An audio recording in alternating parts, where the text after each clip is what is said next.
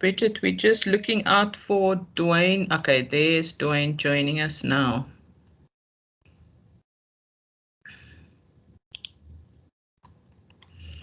So that should be everyone. Hey, Dwayne, how are you? All good, Doc. How are you doing? Yeah, good. How's things there in East London, right? Am I right? You're wrong. Rivier's on the end. Ah, Riviersonne in. Sorry, man. Sure. I hope it's not as cold as it is here in Cape Town. I can show you a view of the storm approaching. Actually, it's a very nice day, but I think the cold weather is coming later tonight. You know how it goes. But welcome, my brother. You're welcome to put off your camera, and then when we kick off and you get to speak, then you can put it on. We're just allowing people into the virtual space. Will do. Thank you.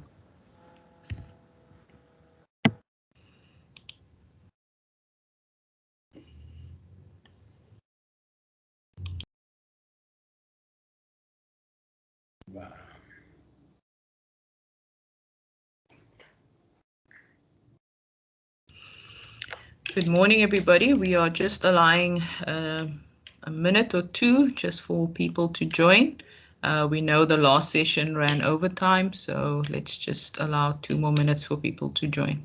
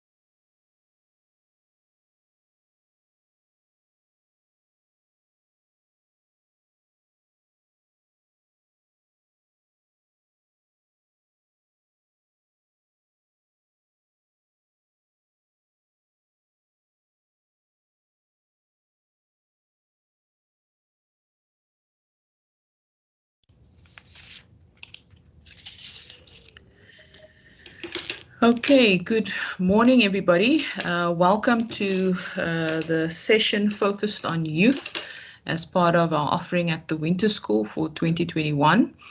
And for those of you who are joining us for the first time this morning, please feel welcome. I think the call on our side is to please keep your mics muted and then also to keep your video off for the duration of the session. Of course, you are welcome to then put it on if you have a question later on. And then if you do not know, on your top bar, you have 3 icons there. The first says show participants, the other one says conversation. And then there's a bar that has a bit of a hand up like that. So when we get to Q&A, you're also welcome to just press on the hands up icon. You're also welcome to engage with the conversations happening by either a clap of hands or by a thumbs up as we go along, just to encourage the speakers. So for those, you don't need to have your video on or mic on. So those are just ways to interact with the session as we go along. As we said, this year we have the privilege of actually welcoming quite a few speakers into one session for our youth focus. We usually have this over 2 days, but today we have privilege to listen to a wide variety of voices reflecting on youth within our context and specifically as connected to our winter school theme. So at this point, I don't want to use too much of the time to do introductions, but to say my name is Chantal Weber. I serve as part of the faculty of, at the Faculty of Theology as a practical theologian, and my specialization along with my colleague Prof. Anita Kluter is in children and youth work. So I'm privileged to be able to facilitate and chair this session. So colleagues, without any further ado, you've received the program, so we'd like to kick off our session today by introducing the first set of speakers. We've got 3 sets of speakers in this session, very limited time for them to share. We will try and allocate at least 5 minutes after each stream of speaker, just for you to ask any questions. And if not, then we'll have a round of Q&A at the end for all the speakers. We'd encourage you to please introduce yourself in the chat, just who you are and whatever part of ministry you'd like to introduce, whether it's organization you represent or whether church you'd like to put down as representing. That would be great, so that the speakers also have a sense of who's in the virtual space when they are speaking. And then, of course, as we go along throughout all 3 spheres of speakers, please feel free to ask a question in the chat. If it's directed to any one speaker, please just say so in the chat. If not, ask your question. We have Bridget Leibrand, who will be serving as our technical support here, and she will be following those chats to help us with fielding those questions. Colleagues, first up, we are privileged to have 2 reverends speak to us, and we would like to introduce you to Reverend Lucas Mpendulo. He is he's the church planter and founder of the Community Church International. He heads up spiritual formation and also the Bible College at Hope Africa Collective in Philippi. He has a master's in theology with the University of Pretoria and is currently signing up to do his PhD at the University of Pretoria in theology. Alongside him, we will also have Reverend Jeanette Sibanda, who is a minister in the Church of the Nazarene. She too has a master's degree in theology. She's also the chairperson of the Ujamaa Collective. And she is currently focusing across the township space, but the local denomination being in Khayelitsha. So these 2 colleagues are going to speak to us in the order I've introduced them. They each have 10 minutes to speak to us, and then we will allow 5 minutes to ask questions to them. And they will focus on reflections on youth ministry within Black townships. That's Pastor Lucas's topic. And then Reverend Sibanda would be the role of ministers working with youth in context of violence. And they may not stick very strictly to the topic, but these are the briefs they have. So Reverend Lucas, please, can you come and put on your mic and address us? Thank you. Thank you, Dr. Good morning to everybody. It's good to be here. I'm speaking on reflections on the Black Township Youth Ministry. Of course, under the umbrella topic, the church as an alternative community in a context of disruption. I would like to kick off my presentation with the scripture that is in Isaiah chapter 58, verses 6 and 7. I'm not going to expand to it. I'm just putting it as a base to my presentation. No, this is the kind of fasting I want. Free those who are wrongly imprisoned. Lighten the burden of those who work for you. Let the oppressed go free and remove the chains that bind people. Share your food with the hungry and give shelter to the homeless. Give clothes to those who need them and do not hide from the relatives who need your help. I would like just to tweak my topic and say the reflections of Black Township Youth Ministerial context. So the fact is that the church in South Africa, and especially in the townships, is ministering in a severely disturbed context. And we know that this is the result of the challenges that we are facing, which most of them are as a result of our inviting history as a nation. And we all know that we are making an attempt and the strides to remedy the history, to reform the history, but there are ramifications. And there are many challenges, but I would like to highlight just the social ills that are escalating in our community. The social ills such as violence, gender-based violence, the crime, the corruption, the sexual misconduct, just to touch the few. And these social ills, as you may agree with me, they are corrupting, or they are seeking to erode the fiber of our society, and they are creating a new culture. And then this emerging culture is influencing and is impacting our children and youth in a very, very bad way. And then to elaborate more on this, I would like to think of the question, the scientific question of nurture and nature, which is the question is of whether we as people, our behavior, orientation, character is shaped or influenced by heredity or biological makeup, or is shaped by our environment. That is, the heredity is nature and our environment is nurture.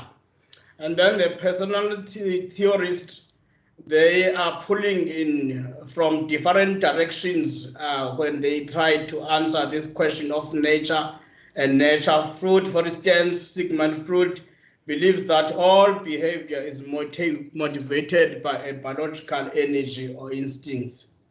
And then, but on the extreme end, Watson is believing that all behavior is a product of personal environment. So, and then there is a popular statement that he used, that change the man's environment and a man will improve. Although it will be unwise if we only stick on Watson's view, because also the Freud view is very important. But for the sake of this study, I would like to focus more on the Watson's view, that the environment is shaping us, the way we do things, our behavior, the way we are is because of our environment. And also I'm emphasizing this because there has been a study that has been recently made, and it has been found that there is a connection between heredity and one's environment, especially in the first 1,000 years of development, starting from the conception of a child, when the child is conceived.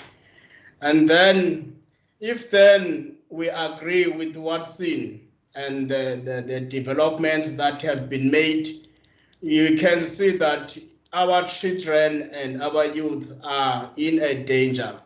For instance, in other countries, or even here in South Africa, in the suburbs, the children are protected even from watching the violence from the television. But on contrary, in black townships, our youth have got first-hand exposure to violence and crime. And you agree with me that this exposure is devastating. It has got a devastating impact and is evidential in our youth in so many ways. Besides the fact that the crime and violence interfere with the daily lives, their personal sense of safety, and their ability to trust, they also challenge the fabric of society, and also it influences the way of life of our children and youth. I'm going to just mention a few things. One, our youth is exposed to some of them, to their parents. They see their parents gunned down, and they see the breadwinners being murdered. And some of them, they see their friends die prematurely. Some of them, they witness the mob justice being practiced in front of them. A Scully is being killed in front of them. And then what is more worse is that it has become a norm for the youth to be paid to kill. And due to this, their respect for human life and sense of right or wrong is eroded. They never resort to problem solving and conflict resolution skills. And more, the streets have been taken by gangs, so the youth is even afraid to walk in their own streets, and then they don't feel safe even in their homes. And then this impact also is impacting our youth, not only in a physical way or in a social way, but more in a psychological way. I'm quoting the amandala.com piece. They say that the crime and violence result in cognitive and behavioral changes among the youth. And the exposure to crime and violence triggers and arouses the state of fear. And then they say that when we freeze or become stuck in the state of arousal, we experience a cognitive defects. Our brain and ability to process information, our focus and memory are affected. Therefore, it means that this crime and violence in our township, in our black township, is causing our youth and children to find it difficult to follow directions and to learn and to remember, and then they may have problem even to go further in school. That's why we have a problem of the children who are dropping out of school and who are unemployable. And then additionally, the medical research shows that the excessive exposure to violence is going to alter or will alter the central nervous system. This persuades of the victim to become more impulsive, reactive, and violent individual. So the result is that the violence can breed more violence. So the youth becomes more violent, and they don't have a sense of conscious when they are killing a person or they are involving themselves in crime and violence. And then these are just some examples of the impact of crime and violence among the social ills. And you agree with me, we could run out of time discussing the impact of corruption and the impact of social injustice. So I suggest that we should do something, and then I suggest the holistic ministerial approach as the solution to the black township challenges. So as the church, we are challenged to help the society to guide against this tragedy and to make sure that the crime and violence do not become characteristics of our culture. And then I suggest that in order to do this, there should be a special kind of approach used to minister. Although somewhere, when I was starting, I said that the causation of this disruptive context is ascribed to the history of our nation, and I was right. But we as the church, we are aware that the causation is the fact that we minister in a radical middle pseudo kingdom of Satan. And the above challenges are the characteristics of such a kingdom. Therefore, as the church and as the ambassadors of God's kingdom, and as we are deployed by Jesus Christ on earth to be witnesses of his reign, we should minister holistically. And then this holistic ministerial approach of the church should be characterized by two things. It should be incarnational and it should be missional. By incarnation, I mean being we as the church, we should have the mind that we are being sent in the same mode as Jesus Christ. I'm quoting John 17, verse 18, Jesus saying there, praying for his disciples, saying, as you send me into the world, I also have sent them into the world. So incarnation implies that the church must be born anew into a new context.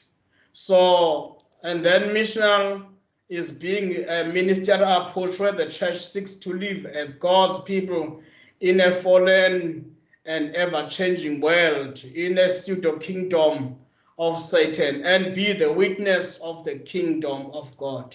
And then also missional implies that the mission is not the mere expansion or the church planting, the mere expansion of the new churches, but mission involves the incarnation of the church into the new cultures. So I suggest the three ministerial approach that I think they will help the church to remedy the situation in the Black Township. The first approach that we should use is a ministerial approach that will enable the church to address the social ills. So this is going to be done when the church get real that it is facing formidable challenges that seeks to change the context of ministry. So my suggestion is that in order for the church to be incarnational, should look out for the challenges in society. Because it's part of society, it should be aware of the challenges that are in the society they are serving.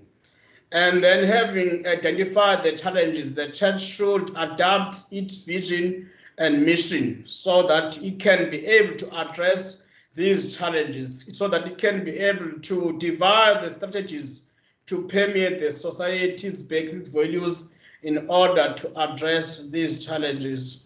I have just one success story of the churches that met together under the umbrella of LAPEX church program. These are the churches from Philippi, the greater Philippi area.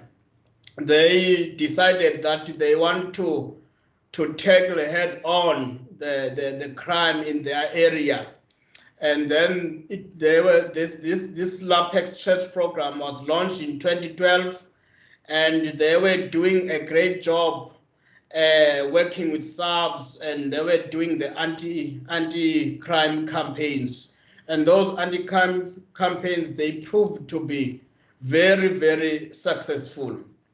And then the second ministerial approach that I would like to suggest is an approach that will enable the church to address the urgent needs of the society. Notwithstanding the fact that the objective of the church should be a genuine spirituality, and the church and the members should be encouraged to focus to eschatological reality of God's reign. But the church should face and address social issues in order to bear Christian witness as a sign of the foretaste of the reign. Sometimes when we preach, the people, they don't understand what we are preaching. They don't have an ability to grasp what we are teaching them. But once we start doing something, once we start to be incarnational, once we start to be involved in the community, then the community will start to understand, and what we are doing for the community will start to be a witness, and it will be a foretaste of the kingdom or God's reign that we are talking about. And then this drives us, or it implies that as the church, we should, as part of our message, should be contextual. As part of our practice, we should be practical, and we should also be transformational in our ministerial approach. Moreover, in order the church to be missional and incarnational, it should have an influences. So that's what I'm called. It's in my coining. That's what I call the influences. It's an output that will make the society to be more reflective of church's own values. The church's output could be comprised of community uplifting programs. It could be projects, it could be ministries, and it could be other efforts which the church puts together in order to have an impact and influence to the society. Have one success story again, the Hope Africa Collective, where I'm working. So Hope Africa Collective was driven by a vision which stems from the overwhelming rate of unemployability of Greater Philippi youth.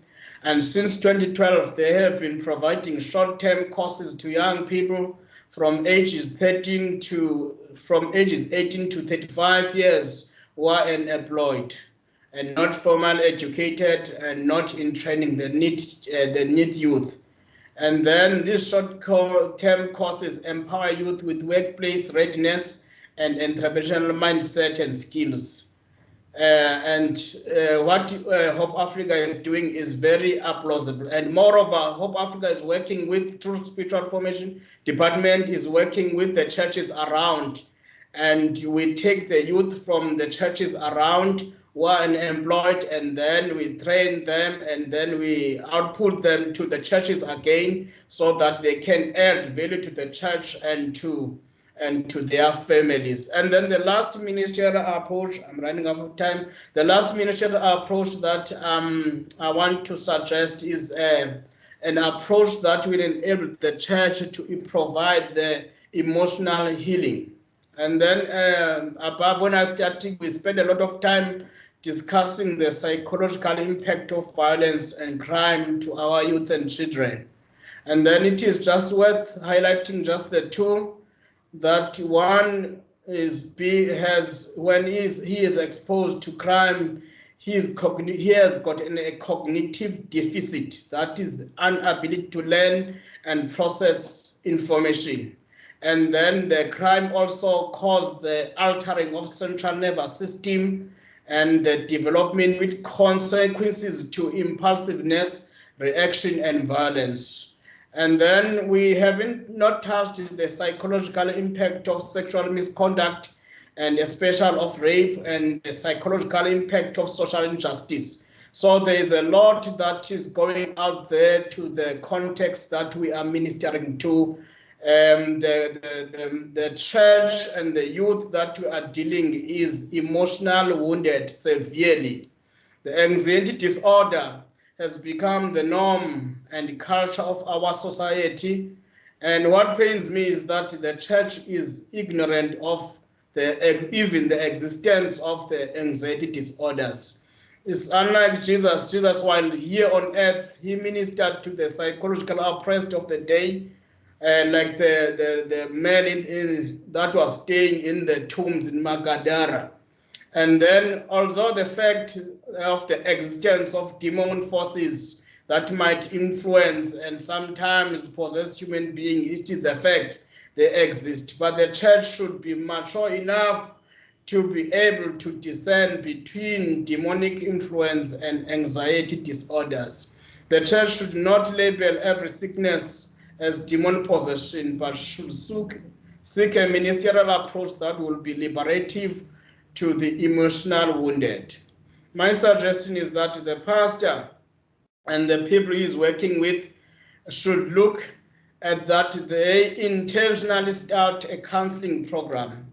The church should also, in doing this, partner with the professionals so that they may refer other cases, because they can only do the basic counseling.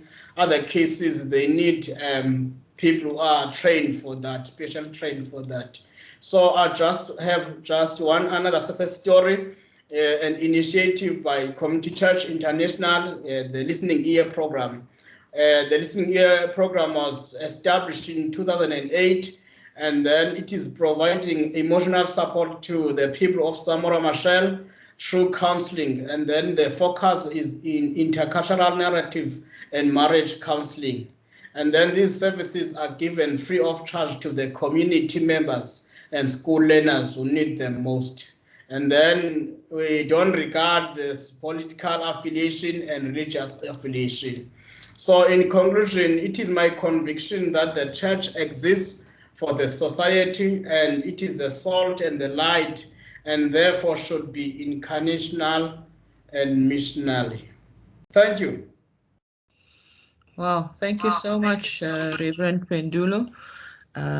Yeah, it is a task to ask a minister to stay within 10 minutes. But at this point, we'll shift over to Reverend Sibanda. Are you ready?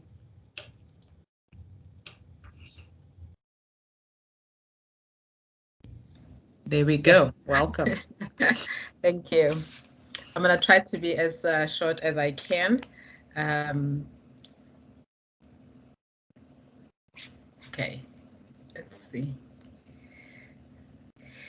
All right, so I on my side, I want to say that first of all, I am not necessarily an expert in this particular topic, but will be sharing from basically my experience and having found myself as a minister in a place where violence is a constant. And I think one of the things that really struck me the most has been the moment I had to young man while he held his stomach while we're trying to get to the hospital in the car. And when I was washing the blood in the car, that's, you know, at the moment you feel like you're just on adrenaline and you keep going because there is so much that you're wondering about. And then you're just going. But when I had to come and clean the car and washing, you know, cleaning the blood, I wrestled with God. And asking the question, therefore, what is it that I'm supposed to be doing here? What is the call, or what is expected of